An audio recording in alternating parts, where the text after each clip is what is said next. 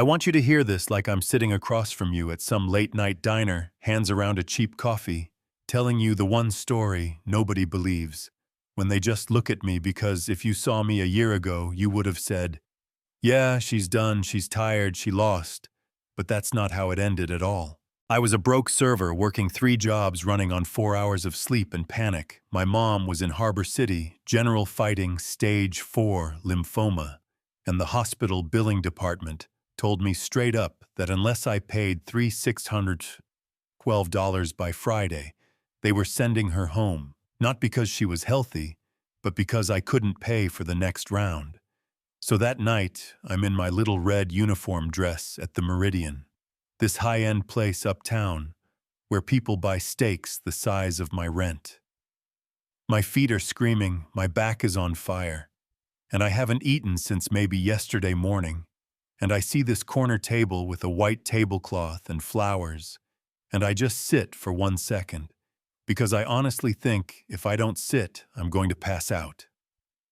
I don't see the little reserved sign that fell behind the vase. I don't care if it's illegal. I just sit and then I hear, "I think you're in my seat." I look up, and that's the first time I see him, this man in a navy suit that fits like it was sewn on him, sitting in a wheelchair like he was born in it, not like something broke him, sharp jaw, calm eyes, expensive watch. But what really hits me is he looks lonely, not angry. I'm in his spot. Just lonely, and I'm already apologizing. I'm jumping up, like, "I'm sorry, sir. I swear I'll move. I just needed to sit for a second. My manager's gonna kill me." And he just looks at me and says, "When did you last eat?" Nobody talks to me like that. You know what I mean? People ask me for refills. People ask me if I can cover their shift. People ask me if I'm short on rent. Nobody asks if I've eaten.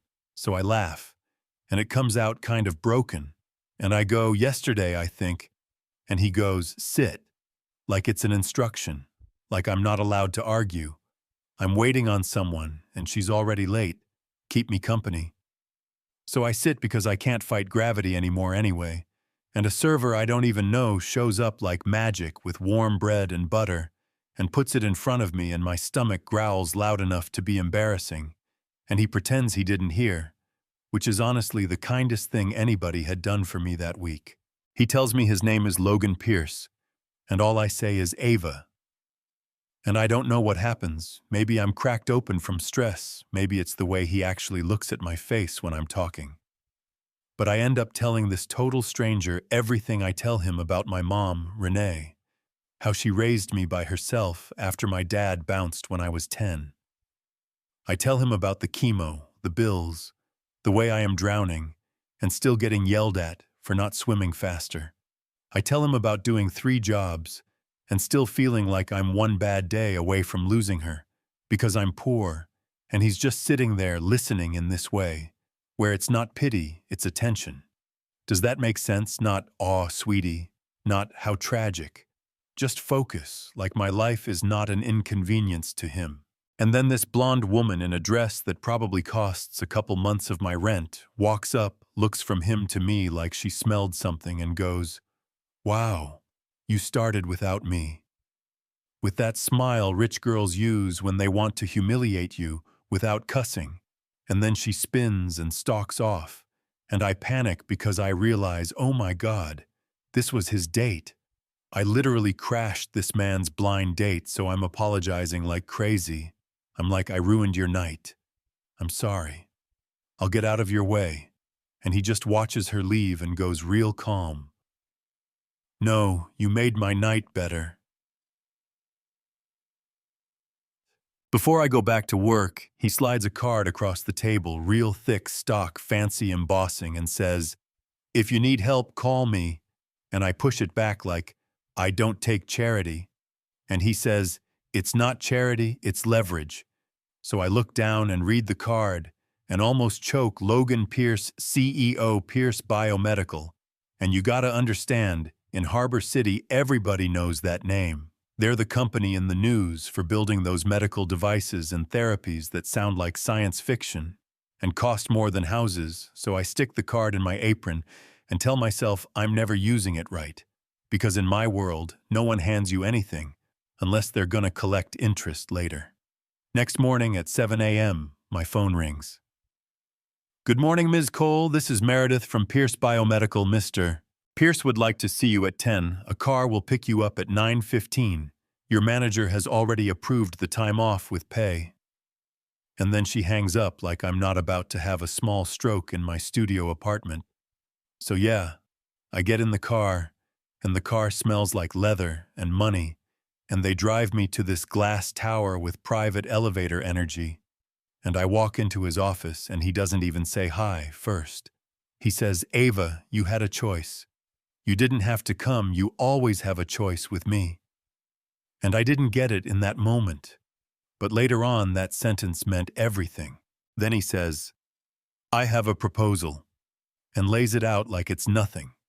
He wants me to be his personal operations assistant, managing his schedule, fielding calls, sitting in high-level meetings, helping with his physical therapy logistics.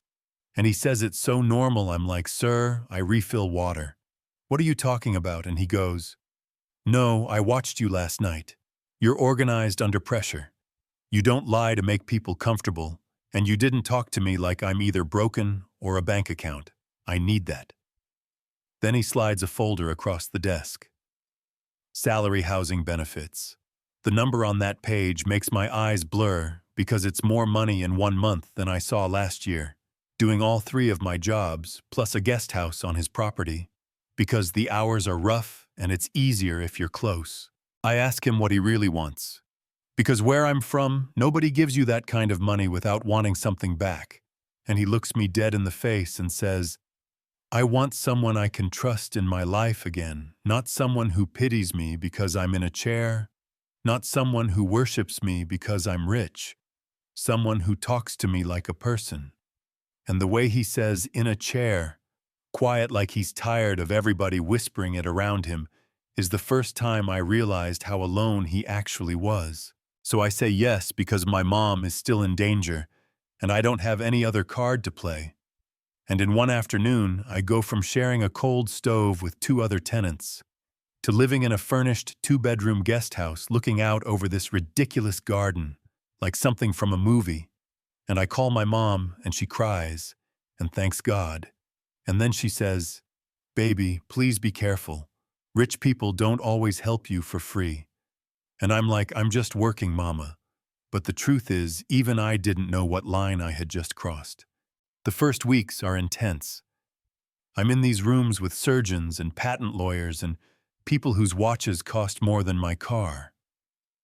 I'm running his day, handling calls from investors, setting up rehab sessions, which is how I learn about his accident. A drunk driver hit him, spinal trauma. They told him he'd never walk again. His fiancée left his partners, tried to push him out of his own company and treat him like damaged equipment instead of a human being. And yeah, he's in a wheelchair. But trust me, he is not weak. He is stubborn. He is scary, smart. He will work for 18 hours and then still force his body through physical therapy, even when every muscle is shaking. Nights after the meetings and the calls and the battles, he asks me to read to him while he stretches. Sometimes it's medical briefs. Sometimes it's news. Sometimes it's a chapter from a paperback someone sent him, and one night he just says, you know, your voice is the only time my brain shuts up. And I don't know what to do with that. Because that is not boss to assistant. That's personal. Then the first hit comes, his sister Morgan shows up, no knock, just walks into my guest house like she owns me and goes, so you're Ava. Not friendly, just like a charge. And then she lays into me. She says, listen, my brother is brilliant, but vulnerable people circled him like sharks after the crash. So if you're here to play Florence Nightingale and cash out, I'll bury you, know your place, you're the help. And I swear to you, I am shaking, but I still tell her, with respect, ma'am, I'm here doing a job, not running a scam. But the words know your place stick with me like a bruise. And before I can breathe from that, his past shows up in lipstick and attitude. Savannah, the ex who left him in that hospital bed when he couldn't move his legs. walks into his office like a magazine cover, and goes all fake soft. "Logan, baby. I've had time to think. I made a mistake. I want another chance." And when she finally looks at me, she goes, "So this is the new charity project, and I don't even plan it. It just comes out." I go, "No, ma'am, I'm the upgrade." And I'm not gonna lie, that felt good. But Savannah doesn't just leave. She starts calling board members, donors, press, whispering that I'm manipulating him, that he's not fit to run Pierce Biomedical because some broke waitress moved into his property, and now he's emotionally compromised. And suddenly the story on the internet is not billionaire hires assistant. It's wheelchair CEO getting used by gold digger live-in girlfriend.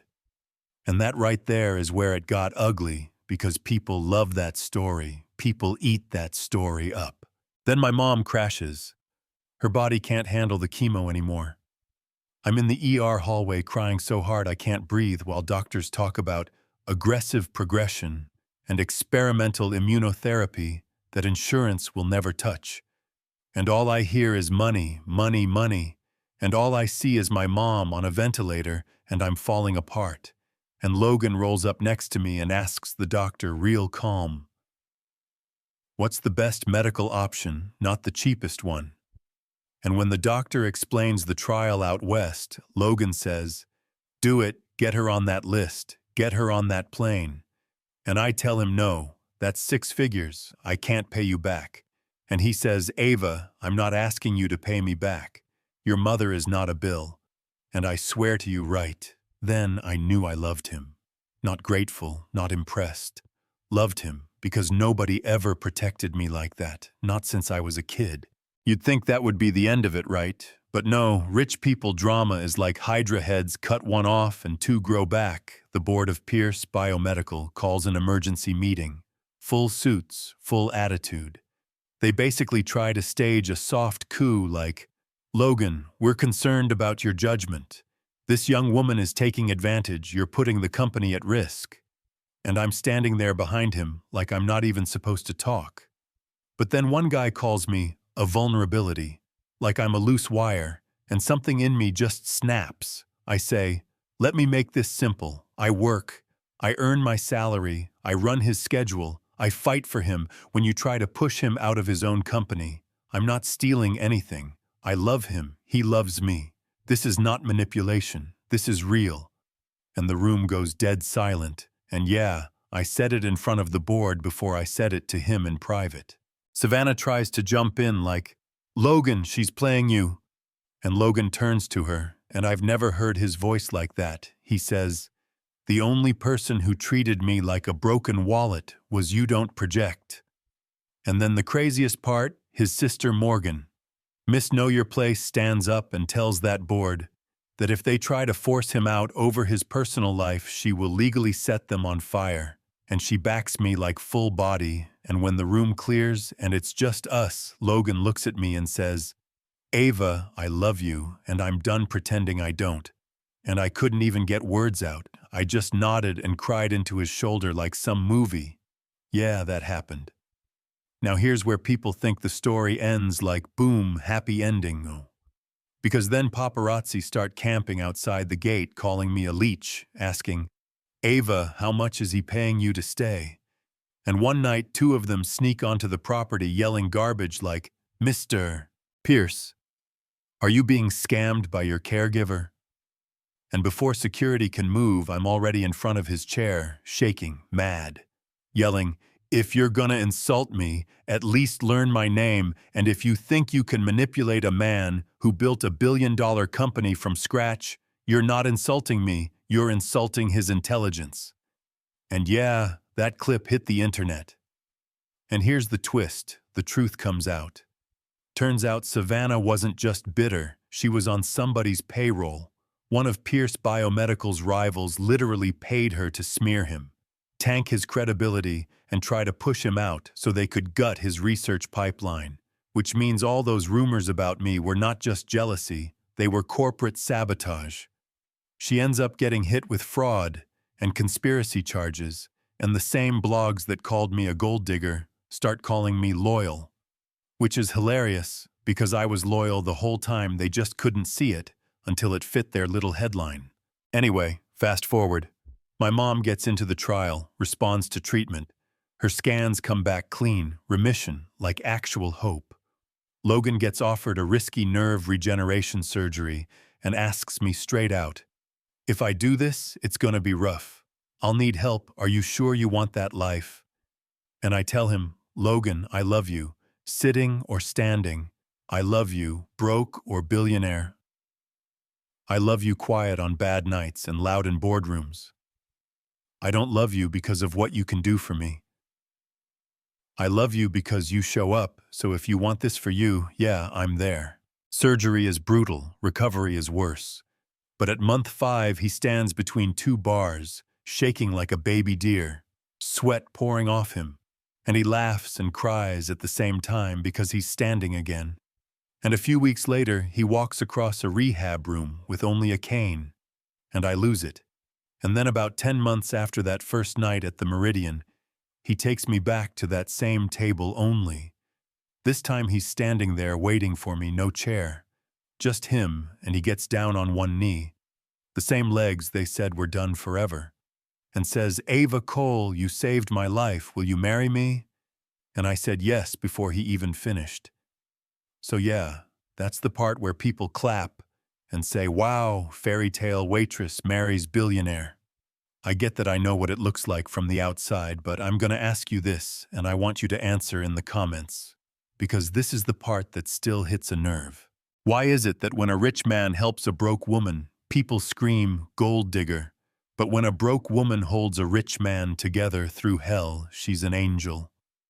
Why can't it be both? Why can't it be 2 people saving each other at the same time and not owing anybody an apology for that? Tell me what you would have thought if you saw us on the street back then, him in a wheelchair, me from the east side in a thrift store blouse, be honest. Would you have said I was using him? Or would you have seen the truth drop?